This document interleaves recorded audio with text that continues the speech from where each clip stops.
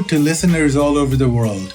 Welcome to Geopolitics Demystified, a brand new podcast on geopolitics, economics, and world events.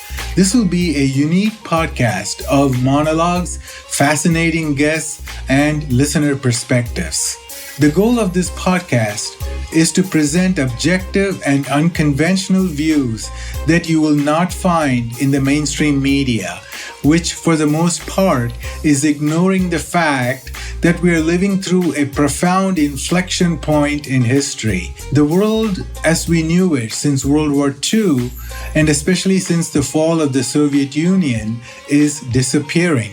We are seeing changes that typically happen once in a century, that is, the end of one empire and appearance of new ones. If someone thinks this is impossible, they should talk to the British, French, Portuguese, Spanish, and the Dutch about their empires over the last 500 years. In our lifetime, the rise of Asia, specifically China and India, and other developing nations, including those in Africa, will shift the center of gravity and dynamics of production, consumption, innovation, global trade, and geopolitical power balance. Even global finance will change dramatically as de-dollarization accelerates. As the so-called American century inevitably comes to a close and a multipolar world rises,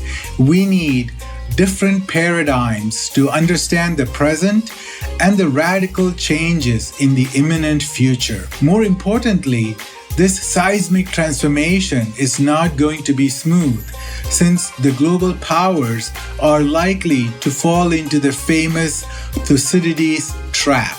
That is, the reigning power will fight the rising powers in order to maintain the status quo.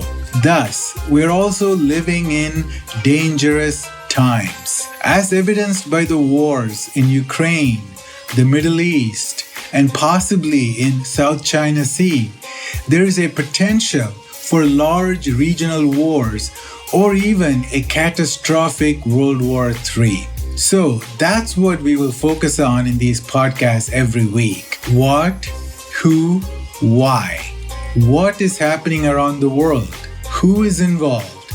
And more importantly, why? And what does it mean for your future?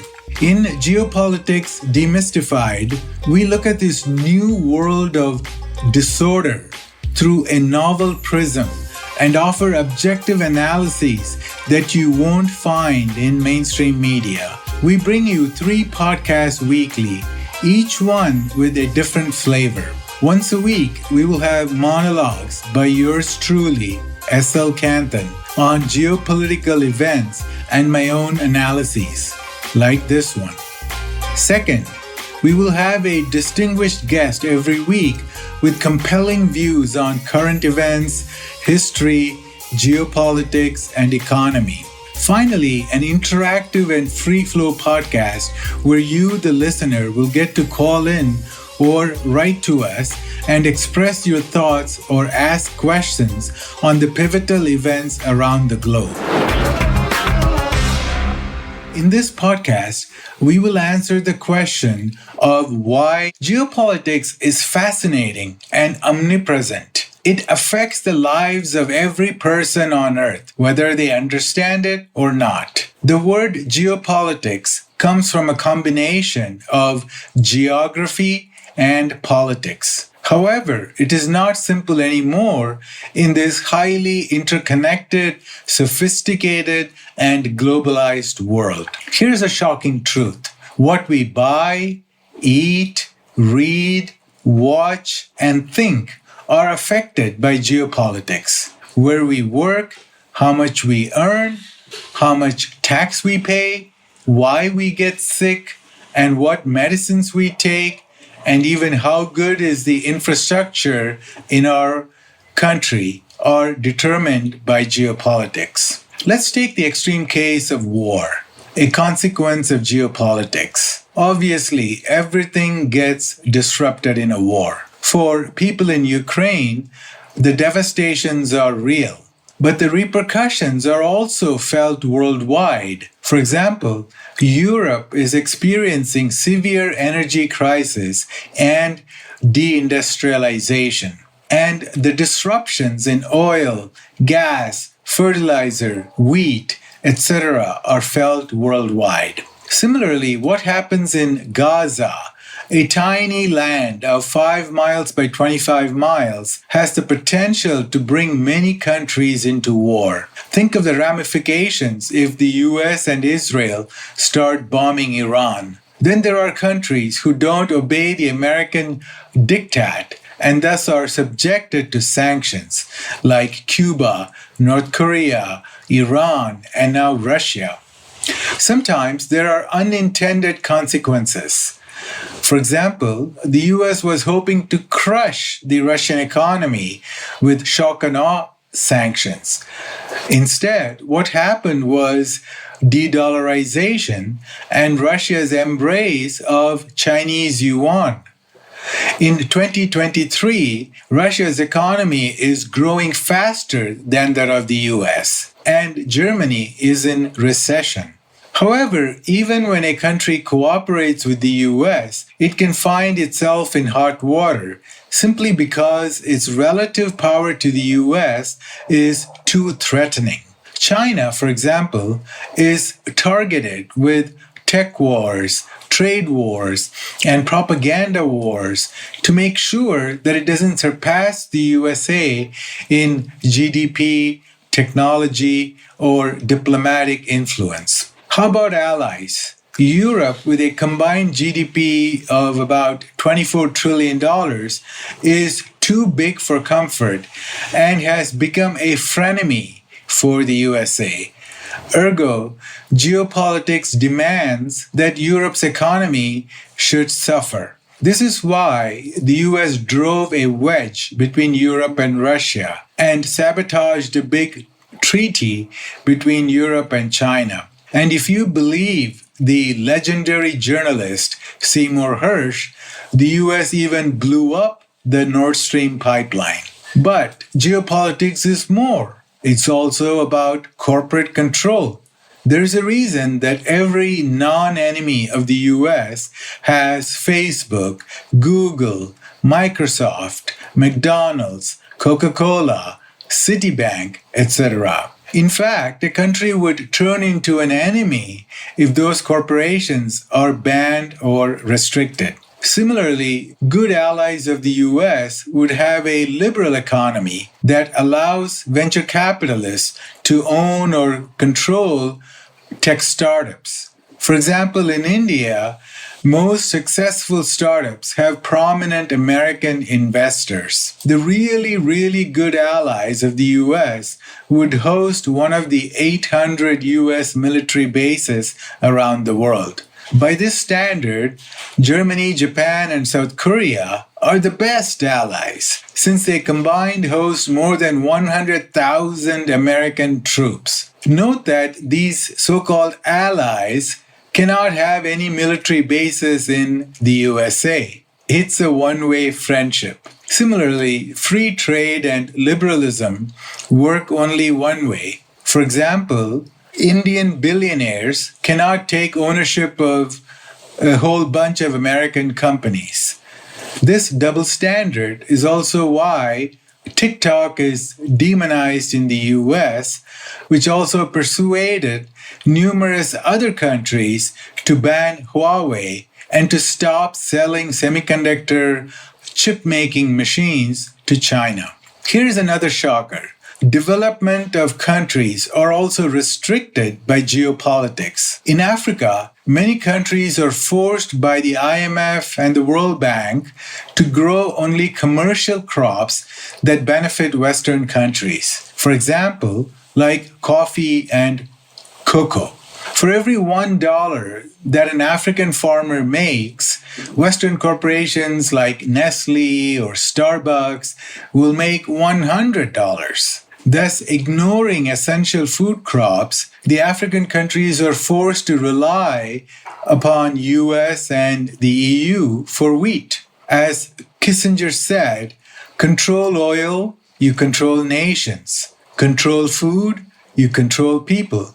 Not surprisingly, GMO from Monsanto/Bayer and others are geopolitical tools. If a country misbehaves, it won't get the seeds for the crops and thus crushing their economy. Consider that Africa is 4 times as large as the contiguous USA. In theory, Africa should be the largest producer and exporter of agricultural products. Instead, for example, the tiny New Zealand is the world's largest exporter of dairy products. In Africa, there are 7 countries whose economies, central banks, gold reserves, and even the currencies are controlled by France. The currency, CFA franc, was established in 1945, and it still goes on.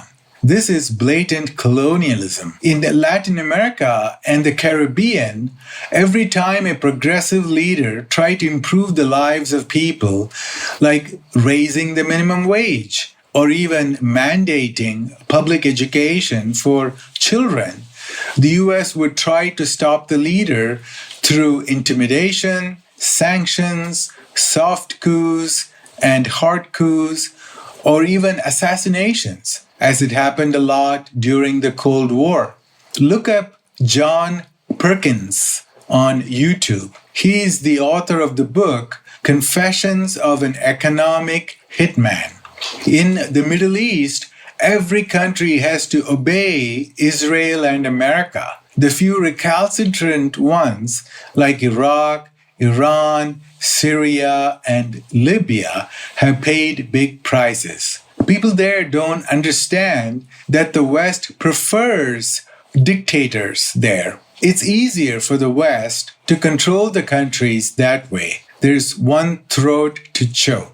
And all these countries allow US military bases in their land and obey the petrodollar regime. That is, sell oil and natural gas in US dollar and spend much of their profits to buy US debt and US weapons. This is known as dollar recycling. Imagine if these Arab leaders had the freedom to spend tens of billions of dollars on improving their countries every year. But such developmental restrictions are also imposed on advanced countries who are supposedly friends of America. That's why even Europe and Japan never developed essential technologies of their own to compete with the likes of Microsoft, Intel, Google, Facebook, Apple, and Amazon, especially the cloud computing.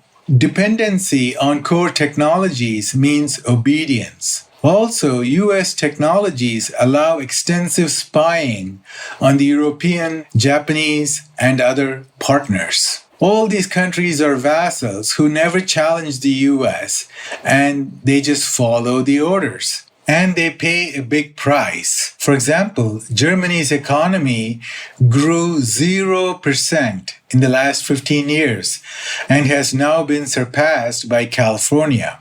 As for India, it has been relegated to cheap and low-end software development for US corporations. It's the service sector's version of low-end manufacturing, like assembling smartphones. India will likely never develop its own software giants. The only country to develop alternatives to US technologies is China, and hence all the tech sanctions to stop the Made in China 2025 efforts.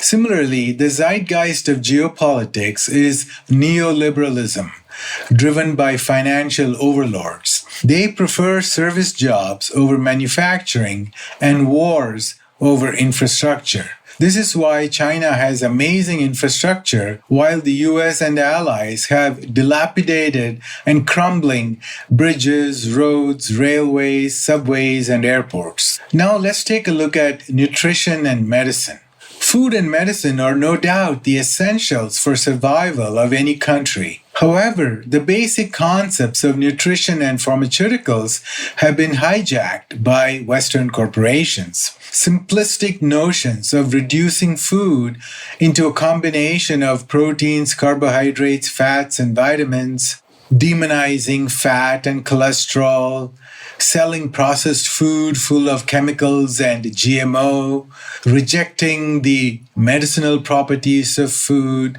are all due to geopolitical pressures from the corporations. Since India and China opened up and liberalized their economies, obesity, diabetes, etc., have skyrocketed. Of course, Americans are also victims of the same corporatism. Now, 40% of Americans are obese and another 35% are overweight. Big Pharma, Big Agri, Big Food are all part of the same system, controlled by the same oligarchs and financial groups. Big Agriculture destroys the environment with monocrops. Big Food destroys your body. And Big Pharma turns you into a lifelong customer. Western medicine treats the body as though it's made up of individual, discrete organs, and then embraces the concept of pill for an ill. These are now accepted all over the world. Go to an Indian doctor, he or she will spend 4 to 5 minutes and send you away with a prescription for a pill.